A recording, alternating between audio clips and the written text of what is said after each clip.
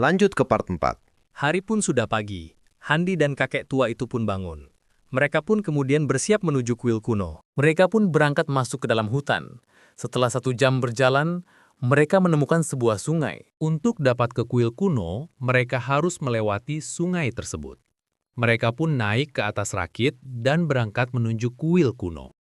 Mereka pun mendayung bersama dan melewati sungai yang sangat luas. Sampailah mereka di desa selanjutnya, yang tak jauh dari kuil kuno. Handi pun terpesona melihat seorang gadis yang sedang menari.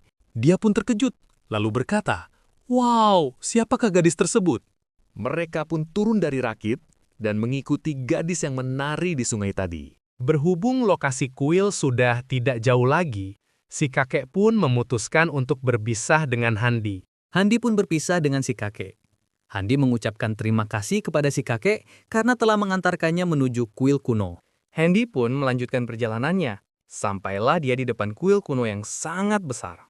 Handi lalu masuk ke dalam kuil. Kuil itu kotor dan berantakan. Tak lama berjalan, ia menemukan sebuah lemari besar. Ternyata, di dalam lemari ada sebuah peti yang sangat besar dan usang.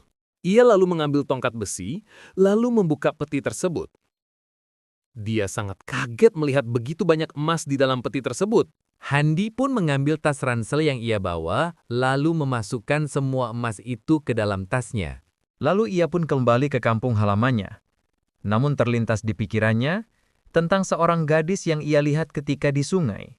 Sebelum pulang, dia pun memutuskan untuk singgah sementara di desa tempat si gadis tersebut. Handi pun berkenalan dengan si gadis. "Nama kamu siapa?" Handi bertanya dengan nada yang lemah lembut. Nama saya Lili. Kamu siapa? Saya baru melihat Anda di desa ini. "Saya Handi. Saya baru saja ke kuil kuno yang berada tepat setelah desa kamu ini. Saya singgah untuk beristirahat sebentar sebelum kembali ke kampung halaman saya." Kalau begitu, mari saya antar ke rumah saya untuk beristirahat.